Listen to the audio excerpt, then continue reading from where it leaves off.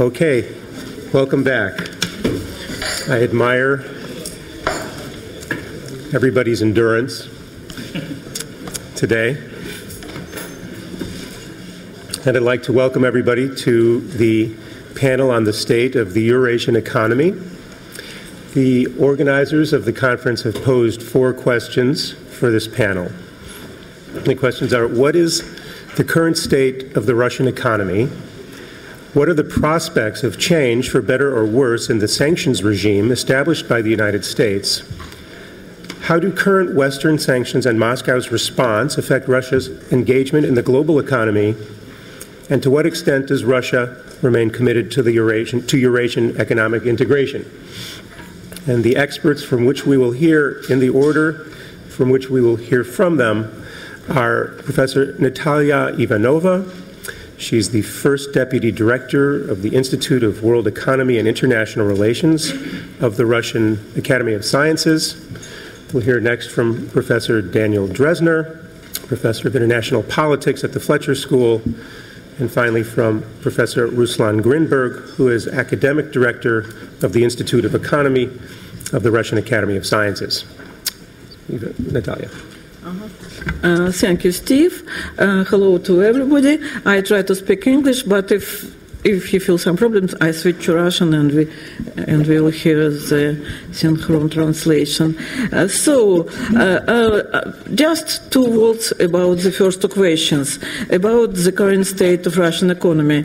Everybody knows that it's growing very slowly and almost stagnant, but I hope that Ruslan Grinberg, who is responsible for national economy in his institute, will add much more information to this point and explain the reasons of this stagnation. The second question is the prospect of change, the current sanction regime. And actually, it's not my question, it's questions for people from political sphere. I personally hope that all bad things has already happened.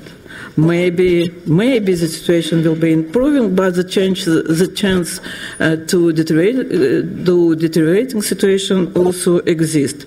My real area of expertise is, of course, Russia and world economy, because I work in the Institute of World Economy and International Relations, and we, of course, put some attention to this new situation with sanctions, what it is about and how it influences, and what are the prospects, what are the prognosis. When we speak about the role of Russian economy in the world economy, first of all, of course, we have in mind that it's trade of oil and gas, some other mineral resources, some armament, of course, and some other very little things. If all the things matter when we think about the export. When we say about the import, it's also the kind of participation in world economy. What we import mainly consumer goods and technology in different form, equipment, in machinery, and in licensing. Actually, the import splits into 2 things: consumer goods and some things about technology. And the situation with sanctions, of course, is different to these 2 big positions. First, let's say about oil. Oil companies and oil technologies were the first object for sanctions. The people from high management of biggest Russian oil companies were under the sanctions, and the oil drilling technologies are now under the sanctions, and several financial aspects of oil drilling and export are also under the sanctions. So it happens 4 years ago, and the answer is what happens really now, in what situation we are now. It's a paradox. Actually, the sanctions works and doesn't works. The sanction works in the sense that all the projects with big multinational like ExxonMobil, like Total, are now particularly absent in Russian oil industry. No offshore drilling, no big investment project in the area of offshore drilling. It's all closed. But what happens with the oil production and exports? What do you think? Is it going down, or is it going up, or is it stagnant? Your guess, please. Okay. Actually, it's going up.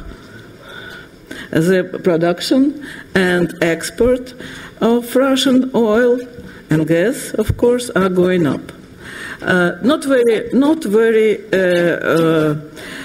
dynamic, but it's almost stagnated. I mean, if we take the export of oil into developed countries, mainly in Europe, but we have a growing export into the countries of former Soviet Union, which does not influenced by sanctions, and the numbers of drilling are also a little bit growing.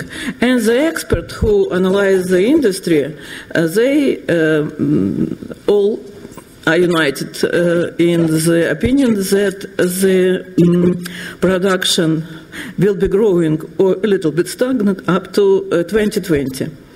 And all dramatic changes will happen after 2020.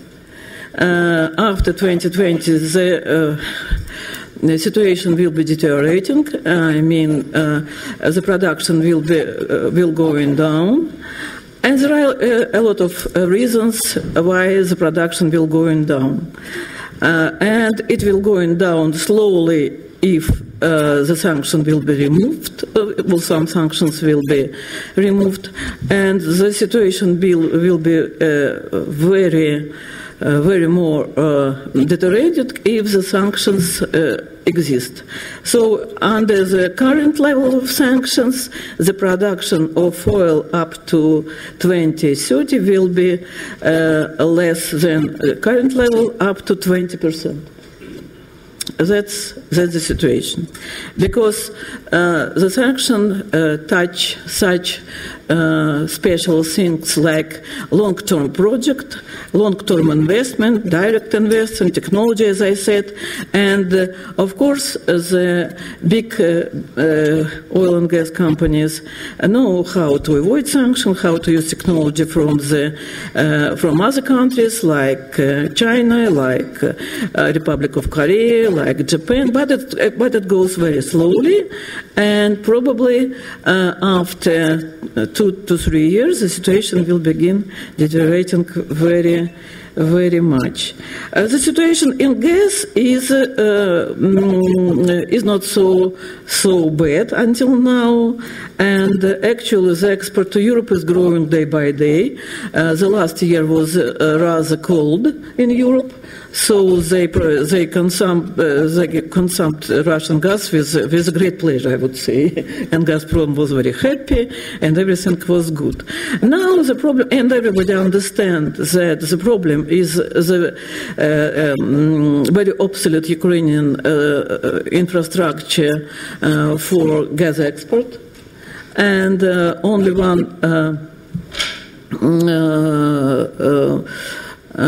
idea how to avoid the Ukrainian structure is Nord Stream 2, which is, of course, a matter of great attention from the American side. And just yesterday, Mr. Pompeo, your state secretary, said that Nord Stream is our next, goal or target. It's later. So if that happens, and the problem of Nord Stream, which is really very big thing for big countries like Germany, first of all, who is really interested in the growing production, growing supply, and growing import of Russian gas into Europe. They are really preoccupied, and you know that Angela Merkel has visited Russia, and they have a close conversation with Mr. Putin about that, but still it's not clear what happens. I have some minutes over. Okay. So the situation with armament export, actually armament export is very big position in Russia too. It's almost 15 billions of dollars. Armament goes to India, to Egypt, to countries of former Soviet Union, so on and so forth, to Philippines, to Saudi Arabia, of course. And there are a lot of sanctions in this area, and they mainly have financial aspect. I mean, that no credited, no free financing for them. And after the cuts, it's the, you know, what is it? It's the law adopted in August 2017 about the limitation about sanction towards Russia, Iran, and Korea. And after that law has been approved by Congress, and it was almost unanimously. I mean, 98% of congressmen voted for that. 97. And it was the people who never can talk to each other. They just vote anonymously. And after that, the situation is not so easy for the exporters of armament, because the third countries who engage in all these global chains of arm export are now prohibited from having a deal with Russian companies. I mean, in two words. So, just two words about the technology process, because all the sanctions now, which are not specially focused on technology import from West to Russia, as it was during Soviet time when it was COCOM, Coordination Committee for Export of Technology. It's still not the sanction on the level of COCOM, but the situation for very many kind of technology is now very bad. For example, software is not the target of sanctions mainly, only the software for oil drilling, but mainly all the software companies who serve to Sberbank, to financial sphere, to other big Russian companies, they just close their position and go away. It's a big danger for our economy. Thank you.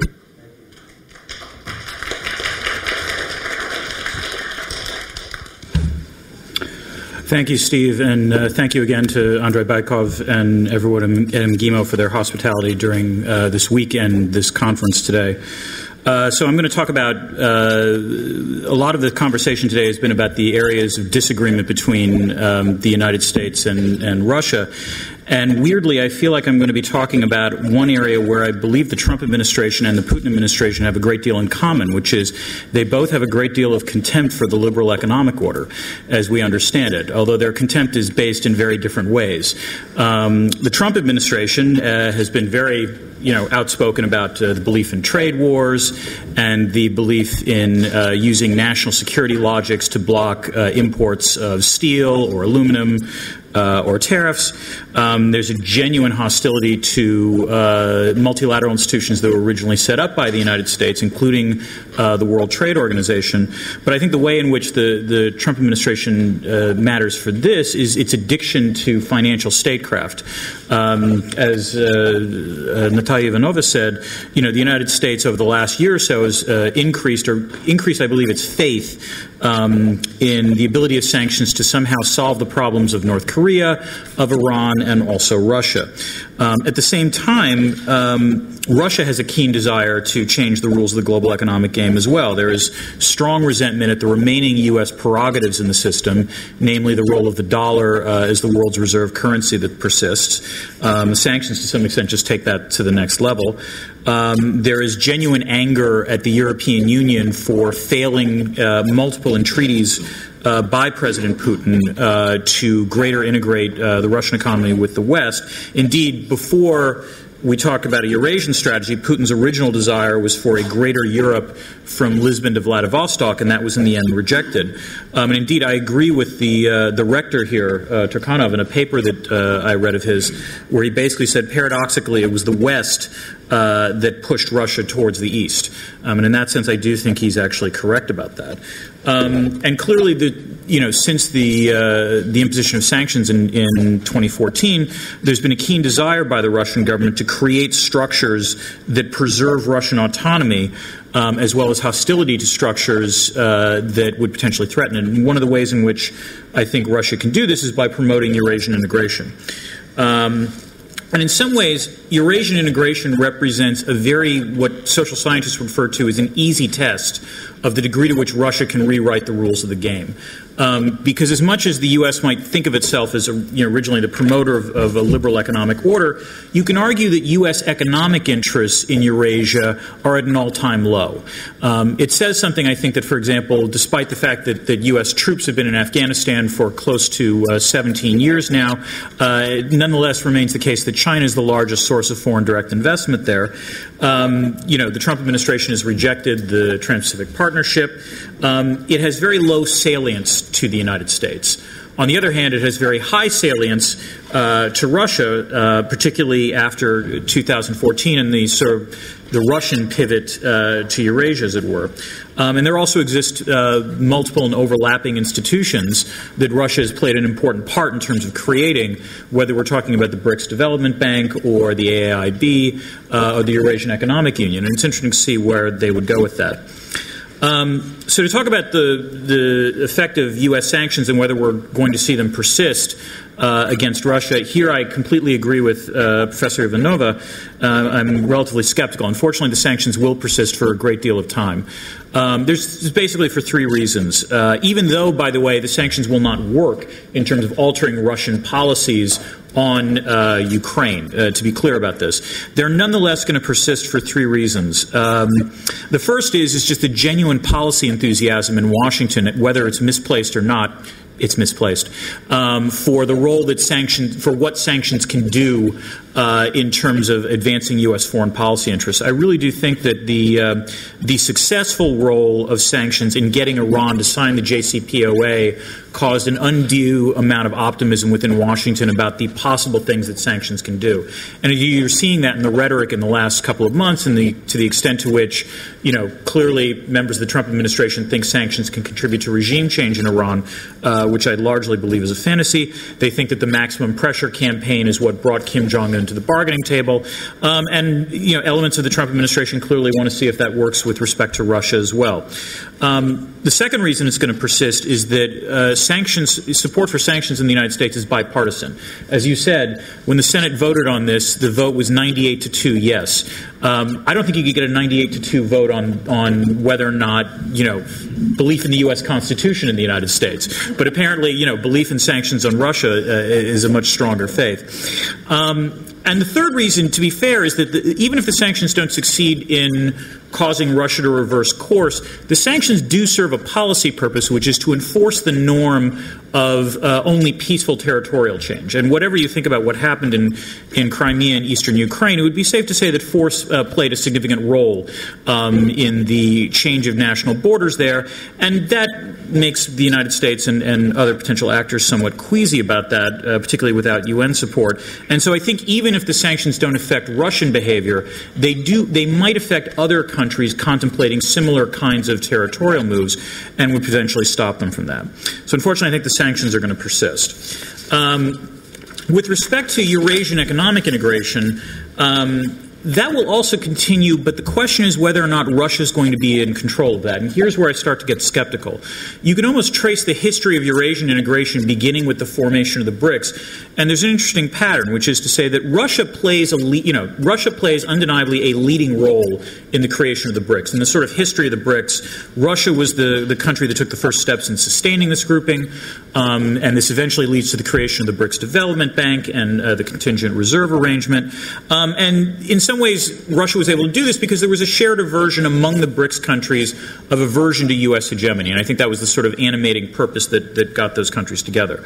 On the other hand, Russia did not play a leading role in the creation of the Asian Infrastructure Investment Bank. That was largely a Chinese creation. Russia was a latecomer to that institution, even though, as a late entrant, it was given a relatively significant quota, which was certainly important.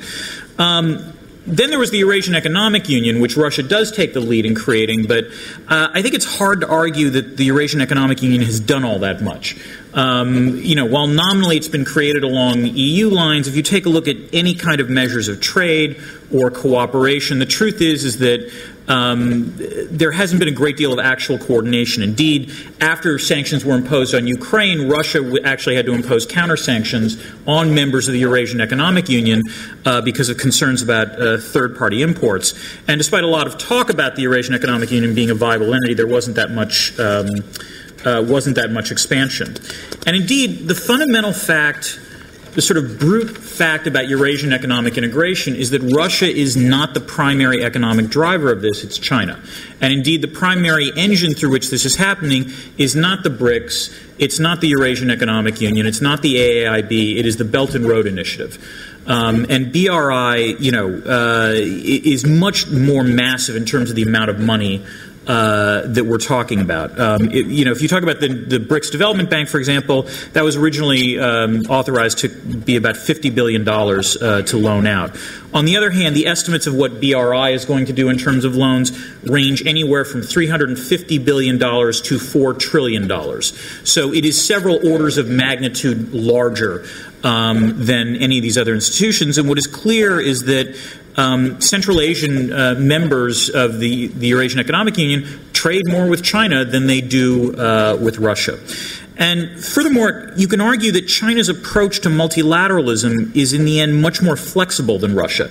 One of the areas where I think Russia is more like the West, perhaps, than it is like China, is the notion that it wants to create international agreements that are more like the European Union than they are like, Chinese institutions. Not in a normative sense, but more in the sense that it wants to be based on legality and formal hard law as opposed to the sort of soft law arrangements that China is much more comfortable with. And, whereas the BRI in some ways is China's version of what we would call hub and spoke multilateralism, which is to say China is the one constant in all of the partners that BRI is interested in. And for all the sort of talk about, the ways in which BRI might actually potentially benefit Russia, and this is certainly something that Russia has tried to articulate publicly in terms of the Memorandum of Understanding between the Eurasian Economic Union and BRI, there are two brute facts that cannot change about all of this happy talk. The first is that, by and large, any successful development of infrastructure in BRI is simply going to lead to Central Asian countries exporting their raw materials instead of through Russia to China, because that's why China wants to create this in the first place. And that will inevitably undercut Russian leverage over the Central Asian members of the Eurasian Economic Union. The second issue is the fact that, in theory, the Belt and Road Initiative might be a way in which you could potentially bring Russia into the sort of global value chains in manufacturing that China is a key part of. And indeed, if you take a look at sort of steps so far, Kazakhstan has undeniably, for example, increased the amount of land transit of goods that has gone through its country, in some ways, which is a nice measure. In 2011, I believe it was 2,000 cargo containers that went through Kazakhstan's territory between China and Europe. In 2016, it's now 42,000. So that's a significant increase, which you would think would be wonderful.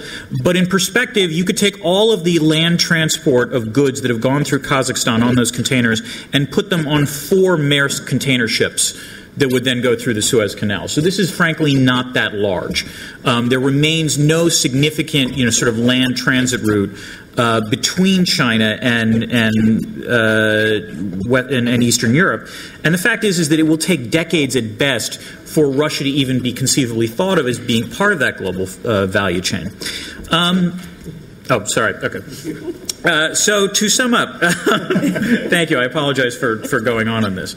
And I think, just to conclude, I think Russia's efforts to promote the Eurasian Economic Union has inevitably triggered, some sovereignty backlashes from the Central Asian countries. And paradoxically, this means that, to be fair, China's rise might actually lead these countries to still think of Russia as an important partner, so it can play both of these countries off each other.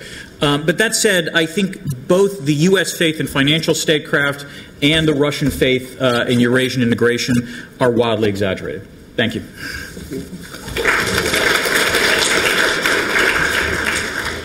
Professor Grinberg.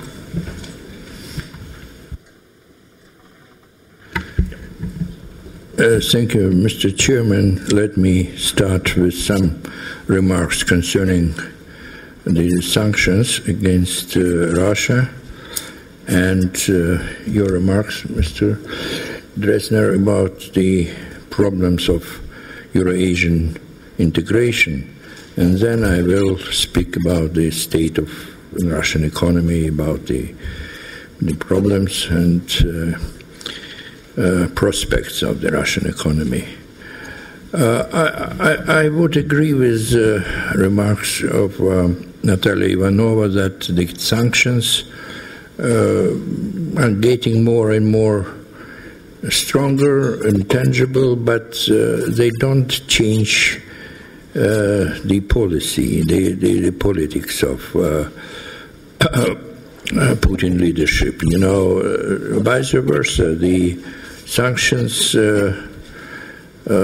still strengthen the solidarity of the Russian nation around Putin, and so we can see the big problems with the ambitions of the American politicians, which put sanctions on Russia.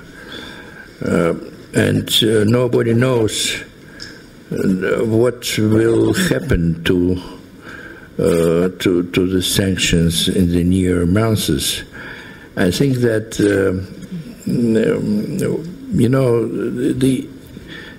the influence of sanctions seems to be not so strong, despite the fact that they are getting stronger and stronger. But the price of oil is more important than the sanctions, because if you are able to sell your commodities, so it doesn't play any role if you have sanctions. As for Eurasian Union and the role of Russia, it's a very sensitive issue. It goes without saying that at the beginning of this integration or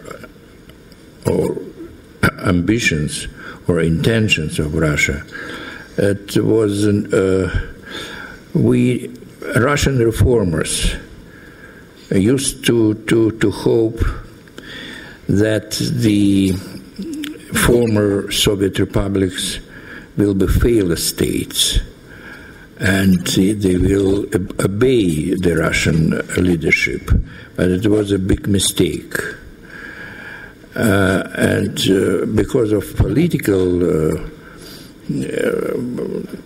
ambitions, it was very important for Russia to create integrational bloc on the territory of former Soviet Union. And in comparison to the creating European Union, where we had more or less equal partners, Italy, West Germany, France. But in our integration ambitions, it was not the case. Russian GDP makes 75% of the whole GDP of the rest of the ex-Soviet Union, and this is a big problem. We are not. We don't want to coordinate our policy with our integration policy, for example, with Armenia or Kyrgyzia, but they don't want to obey. And that's why there is a very small space for compromises, and that's why we are still on the first stage of integration, free trade zone. It's more or less the state of the free trade zone is more or less sound, but customs union demands the first supranational body, and on this stage, this is a big barriers. And so, as for state of the Russian economy, let me speak Russian because my English too imperfect to express my feelings concerning the state of Russian economy. With one word I would say, I have invented the combination of words. The economy, Russian economy, seems to be sound but not hopeless.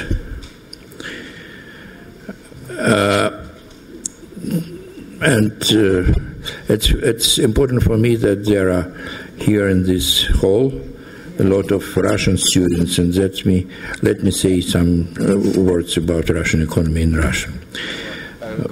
Российская экономика. The Russian economy today is growing. You probably could say so.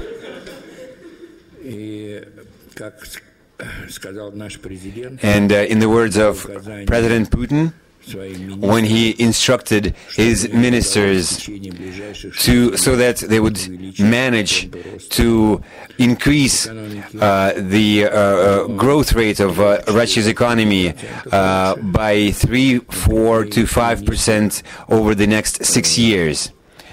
That was his instruction to the government. Meanwhile, Russia's Minister of the Economy has been struggling and failing to make the Russian economy grow at the rate of 2.5% a year. We are losing our positions in the global economy. The global economy has been growing at 3 to 4% a year. China's economy has been growing at 6 to 7% annually. Even the US or Europe, they have 3 to 5% growth, and of course for Russia it's a shame. It's absolutely pathetic that Russia did its economic reforms in the 2000s to actually gain an economic edge, and now it's falling behind. So, as you know, the Russian intelligentsia, the Russian educated class, they have three main questions. Who is to blame?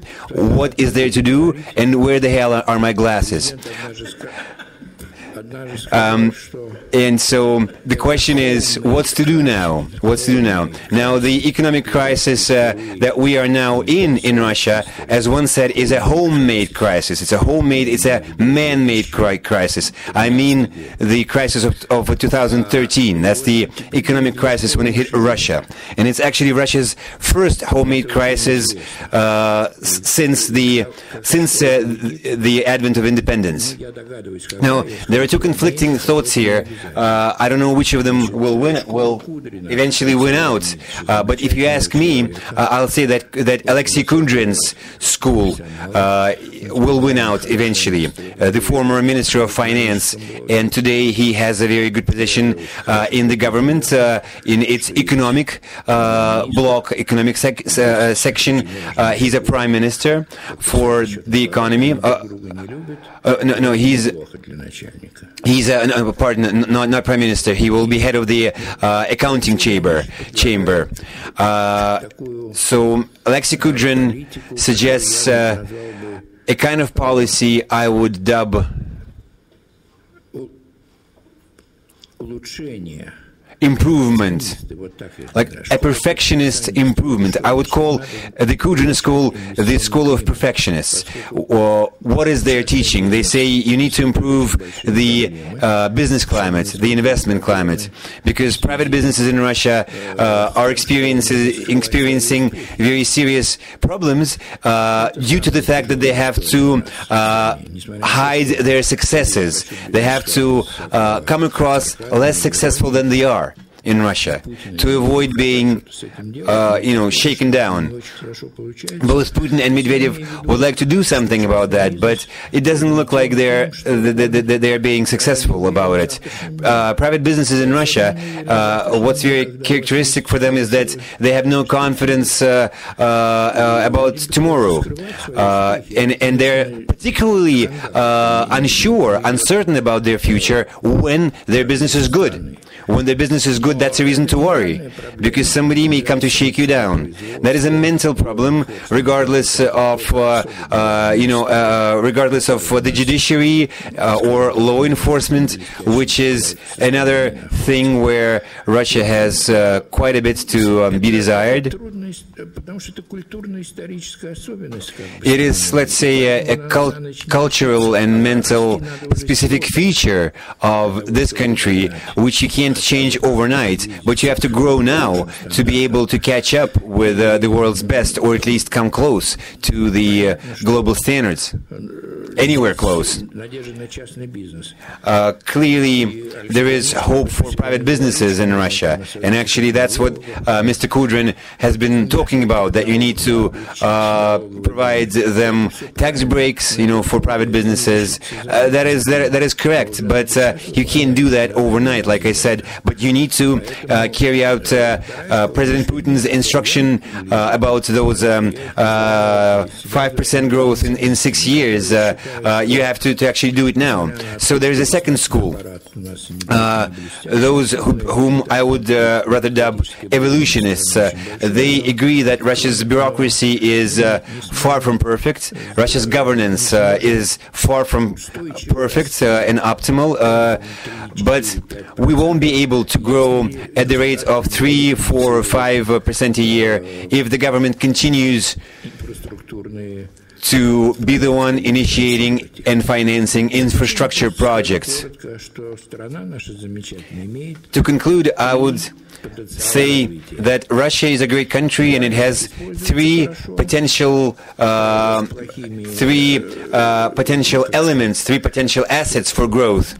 Two of those three are being used, even though their fruit are not being distributed evenly. And the third asset is not used at all. So the first of those assets is natural resources, what Professor Ivanova spoke about. Oil and gas that is being used to its full extent. The geopolitical situation, including the rise of Mr. Trump, it's all helped Russia in this sense. Especially Trump's unpredictability. His unique talent for being absolutely a loose cannon gives Russia an upper hand in using this situation. And geopolitics breed fears. They increase tension from the U.S. to China, and Trump plays a very big role in this sense, and that is good for oil prices to go up.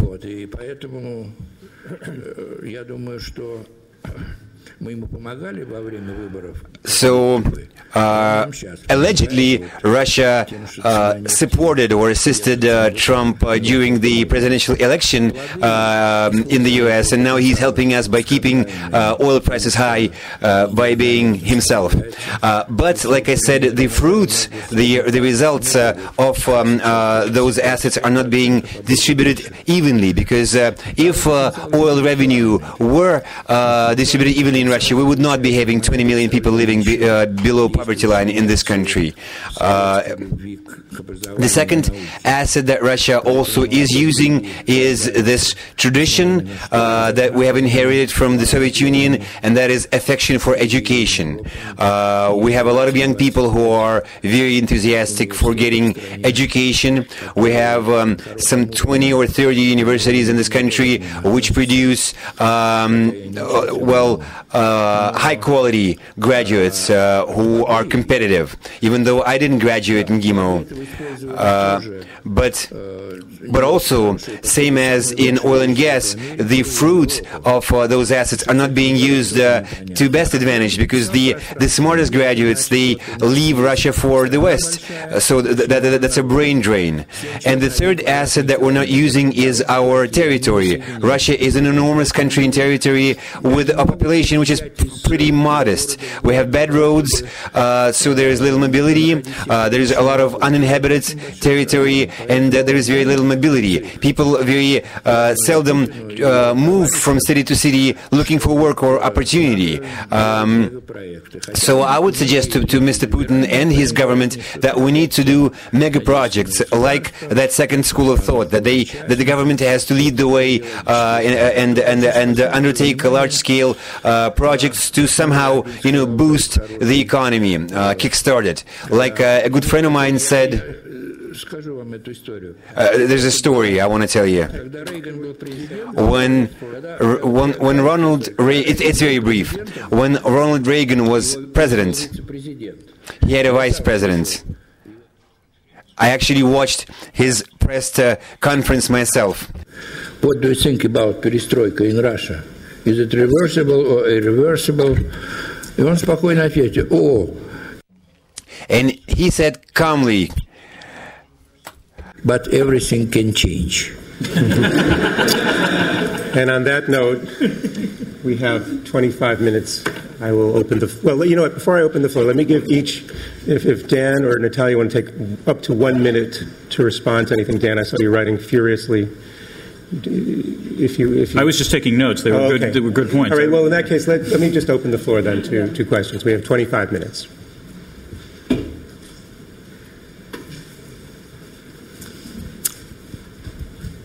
All right. I suppose I can ask a question. The World Bank is predicting that Russian economic growth will moderate and settle in at about 1.5 to 1.8% between now and 2020.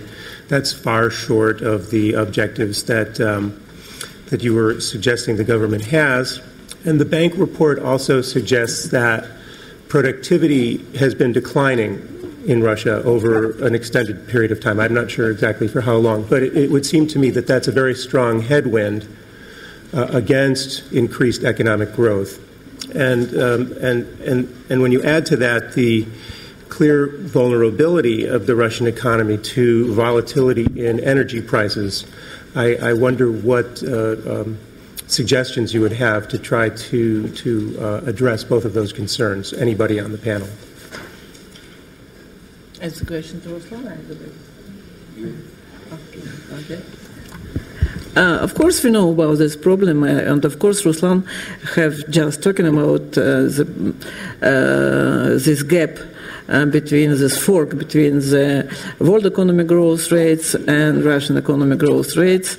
And this situation, I mean, when we have growth rates lower than the average of world economy and much more lower than even in China or even in normally low-growing European Union has already existed in Russia.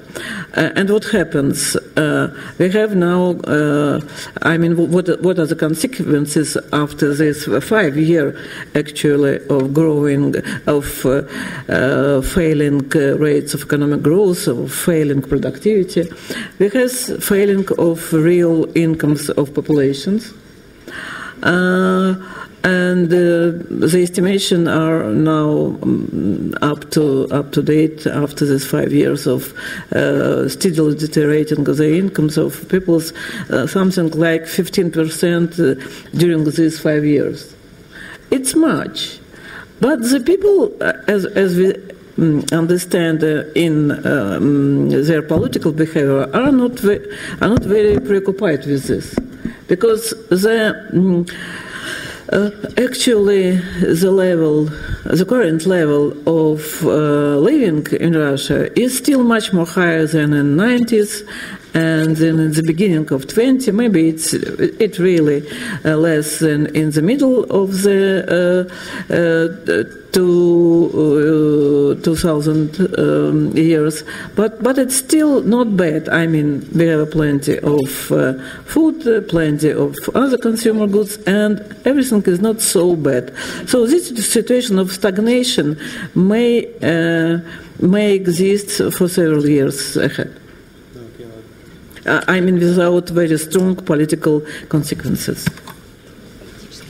Any other? Ну, я бы сказал так, что вот этот темп роста, This growth rate Vladimir Putin that Vladimir Putin planned for the economic ministry of the government, it requires risks, because without risk you cannot achieve any progress, and the risk involves the following. You have to change principally the policy regarding private business. We need to stimulate it, because today the business has no appetite. It's quite young. It's still young in Russia, and the state investments, one has to be careful about them, but we need to have them. And I would agree that Daniel, he mentioned the idea that there has to be transport corridor passage between Asia and Europe. And I'm in favor of this idea. And in our Institute of Economics, we even elaborated the financial part, the high-speed railway from Korea to Portugal, maybe from Vladivostok.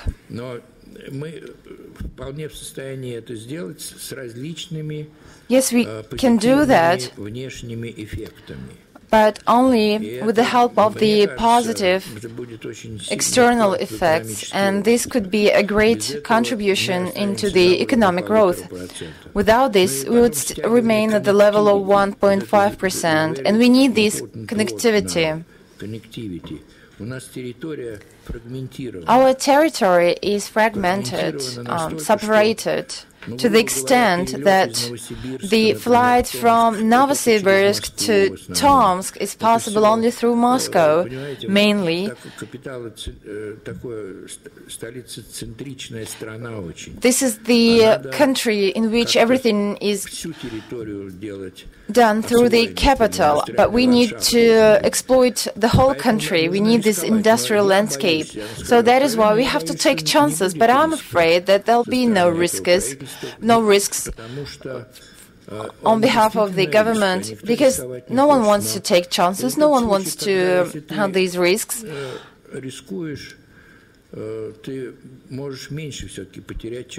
Except that when you risk, when you do take chances, you lose less. Vladimir Putin achieved stability in this country.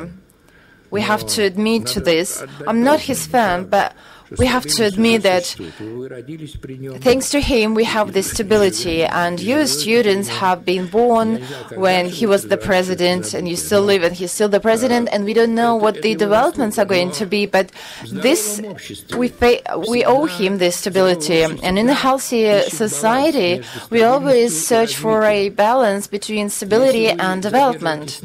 And if you stay too much at the level of stability and conservatism, then you run the risk of this stability becoming gradually a level of stagnation. And I'm afraid that we run a high chance of being in this stagnation at the end of the day.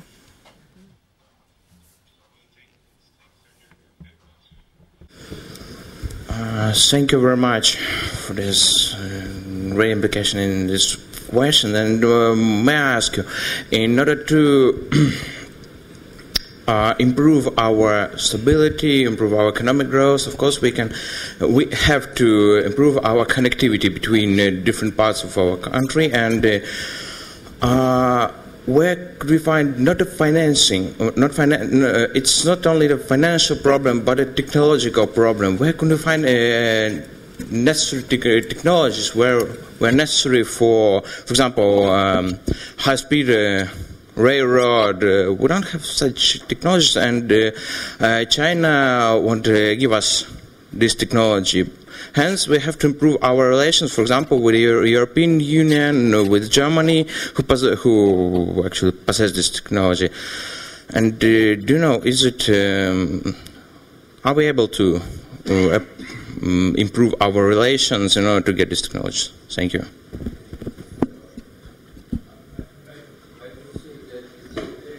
Question you put here. You know, in this century, this is my personal subjective opinion, in this century, two nations are great now. I mean, the United States and raising China. And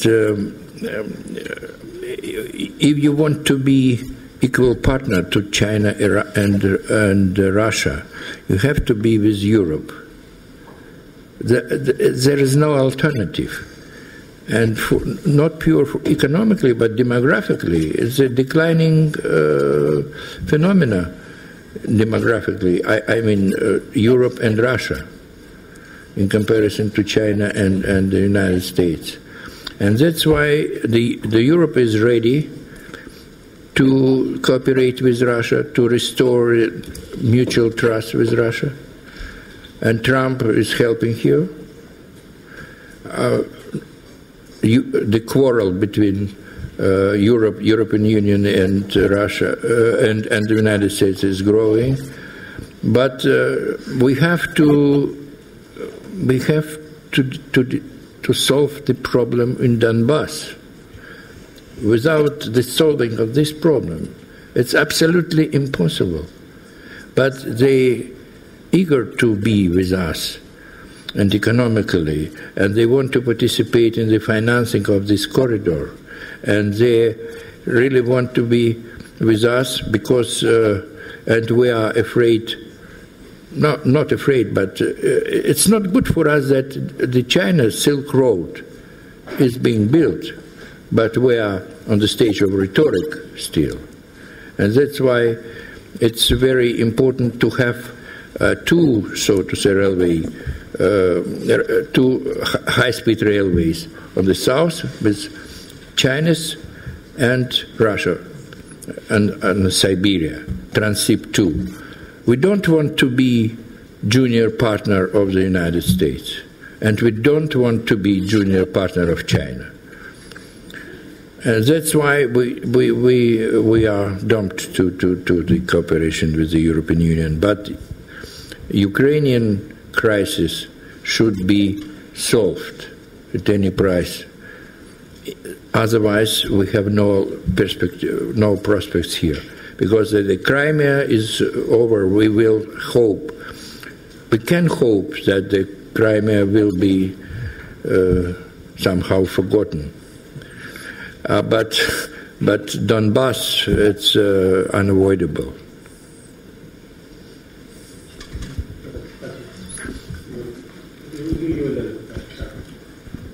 Hi, thank you for your remarks. My name is Mia Adamowski. I'm a student at the Fletcher School. I was wondering if we could return to, for a moment to the BRI, the Belt and Road Initiative. As we know, this is a multidimensional, comprehensive strategy by China that spans in the decades. We can see that China is positioning itself, through the Silk Road, the digital Silk Road, to have significant influence, not only economically, but also financially, politically, and in the physical infrastructure of foreign countries. So my question is there a chance that if the Belt and Road Initiative is successful, that this could induce further engagement between the United States and Russia, or how is this going to affect U.S.-Russia relations going forward in the coming years? Thanks.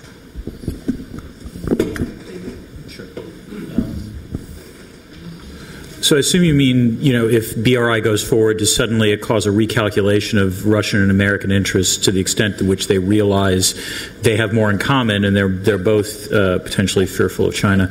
To be honest, I'm dubious of that prospect.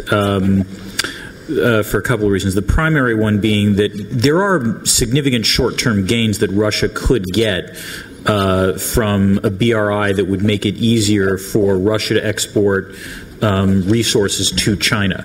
And that's clearly what China is interested in. The largest increase in Chinese FDI in Russia has increased, I think, something like fourfold, all of it in the raw materials sector.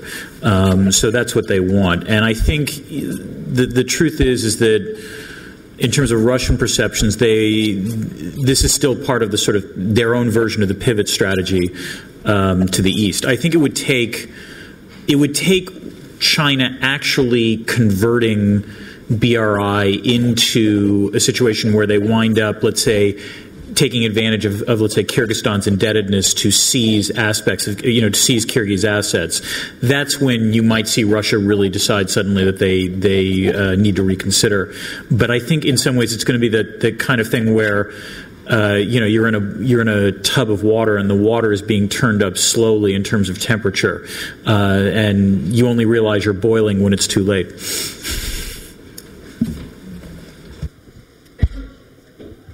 I can add just a couple of words, because some people believe, and as far as I understand, the Chinese comrades, they say that B&R initiative is kind of new model for globalization. At least new model for globalization in East Asia and in South Asia, and they try to establish this kind of new approach to globalization as more, socially equal, more, But the skeptics say that it's just new model of colonialism, and the number of publications about this is now are almost equal.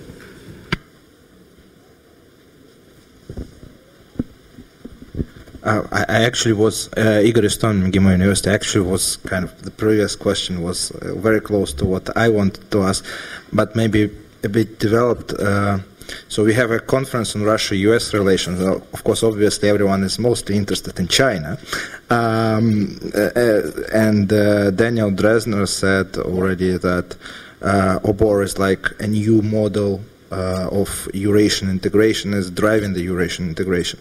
But my question is, to what extent there is a strategy behind this driver? So it seemed from the last comments also by academician IVANOVA and by Dan that there is some strategy behind what Chinese are doing.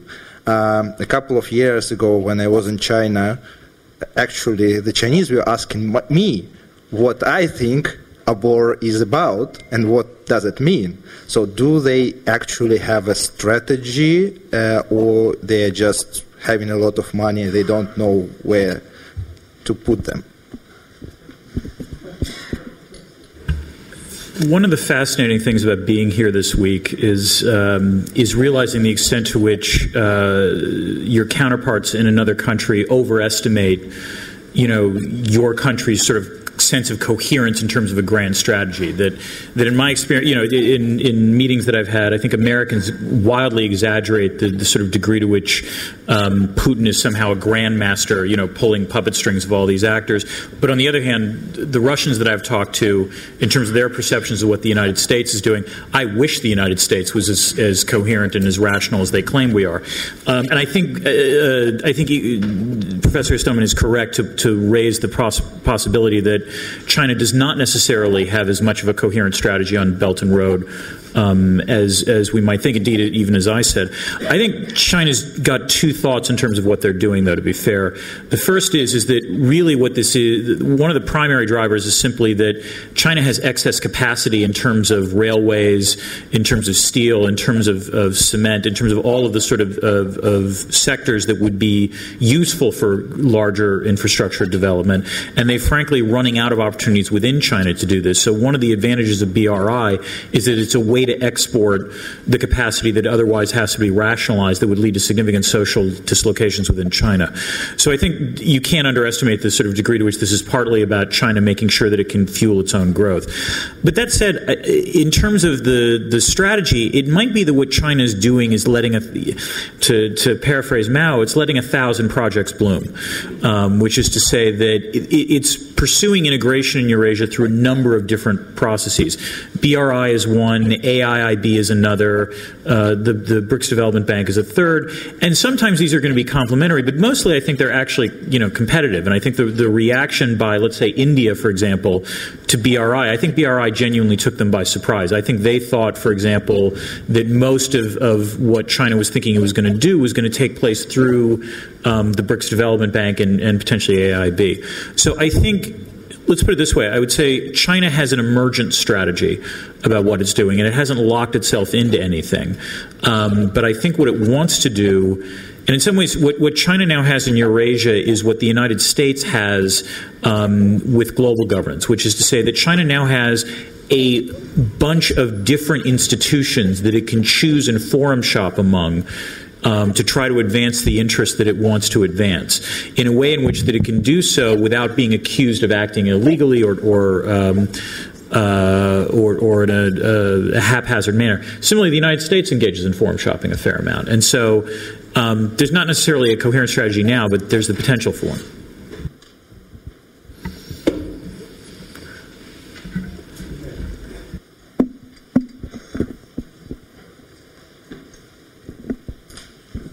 I'm Mikhail Troitsky. I have another one for Dan DREZNER and perhaps any other panelist who wants to tackle that. But from what I heard from you in this panel, it looks as if the economy is being put on the back burner, so to say, is being given a secondary role as compared to some other considerations by two major powers, one of which is in effect a superpower, the superpower in contemporary world. So is that a new normal, and are we headed towards a future in which, in the foreseeable future, we are going to prioritize strategy as much as we understand it, or as our leaders understand it, compared to economic imperatives of growth, prosperity, infrastructure development, and as Donald Trump, I think, put it today, tremendous wealth and prosperity when he accused Kim of actually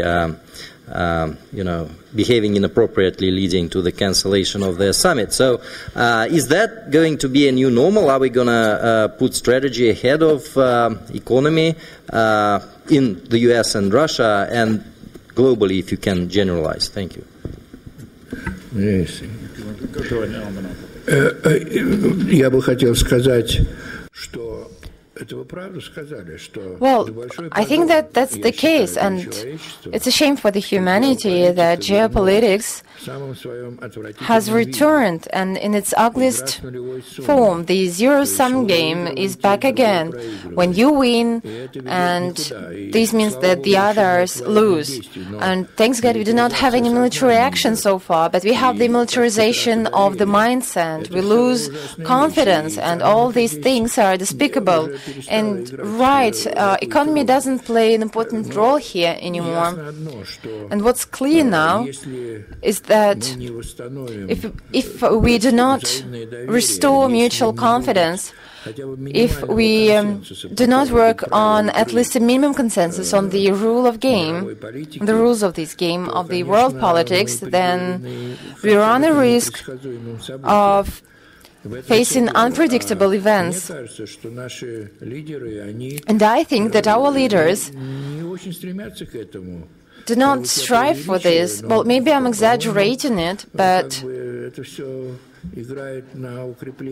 all this strengthens countries' own positions. But this is a dangerous story, and we are back to the nights of the Cold War, of the industrial and military set that are relieved. Oh, cool, new money, race of arms, all these things are extremely dangerous.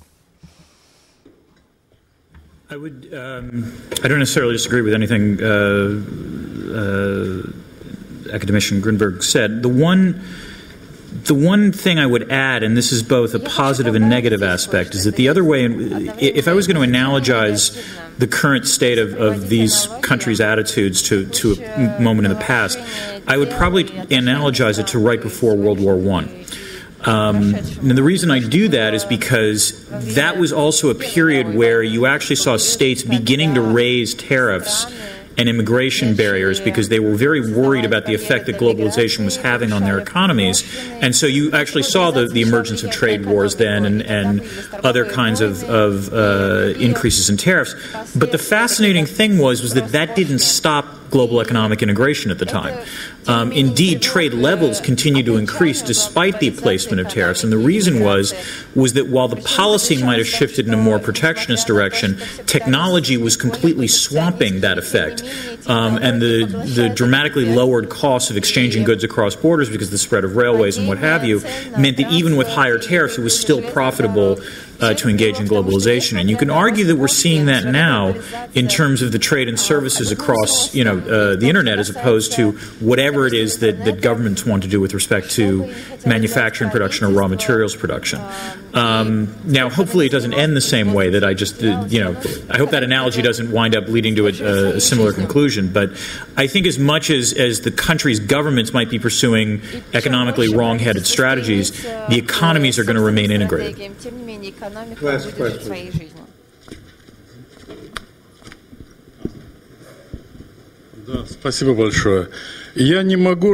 Thank you, and I agree with your opinion when you say that both leaders of the US and of Russia are equally responsible for the fact that there is no confidence. Indeed, we do not have any confidence, but you cannot put on the equal footing Russia and Washington and the White House. It wasn't us who pulled out of the air defense agreement. It wasn't us who 3 times violated the INF agreement. It wasn't us who started sanctions. 400 Russian enterprises faced shameful sanctions regime, and 200 people, even more. And I wouldn't be surprised if the third conference of MGIMO and Fletcher would be in the sanctions list too. We are discussing issues that wouldn't be liked by the Republican Party of the US. What are we talking here even?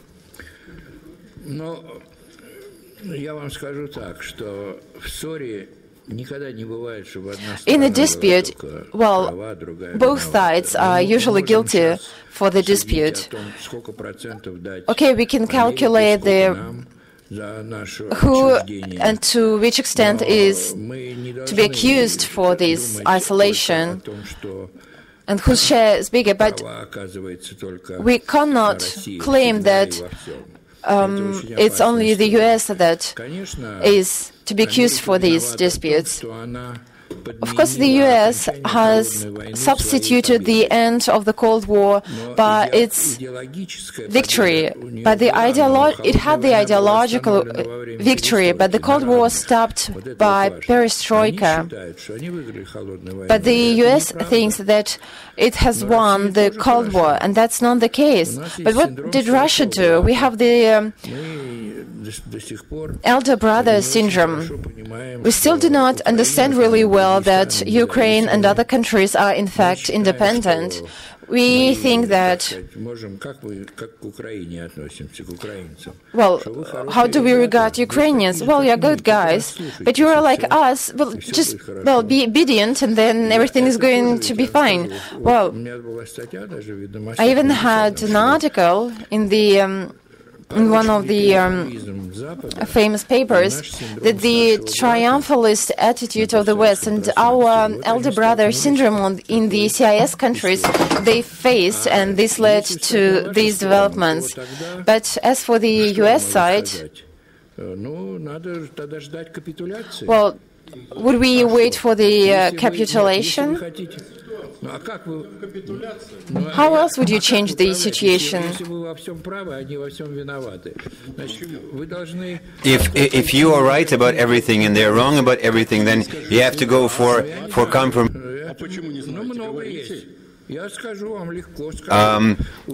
I can tell you easily what Russia could do. Quit Donbass, withdraw from Donbass. Sir, please. This is sounding like CNN now. It's getting fun. Might I suggest one thing, which is... Трактористы защищают. Киев уничтожил 12 тысяч Kiev killed 18,000 civilians and wounded 20,000 civilians in Donbass. If Russia really had its military in Donbass, they would have never permitted this kind of atrocities by the Kiev government. I believe that the bloodshed in eastern Ukraine really is a tragedy. But to resolve the situation, we have to compromise. Just like the Soviet Union back in the day, to enable a genuine détente with the US by signing this treaty on reducing the number of short and medium-range missiles. To that end, Gorbachev had to demonstrate to the world that the Soviet Union does share, general human values at a time when everybody was laughing that off and, thinking that the very notion was absurd. I am not happy with what the Americans have been doing globally. But if you want to restore confidence, you also have to walk your half of the way. You have to do something to compromise. You have to put something to the table. At least use the South Tyrol scenario on Donbass, whereby it would receive a very serious level of autonomy, including maybe economic independence. But at the same time, Ukraine has to be able to take the border with Russia under its control. Otherwise, we will see no détente.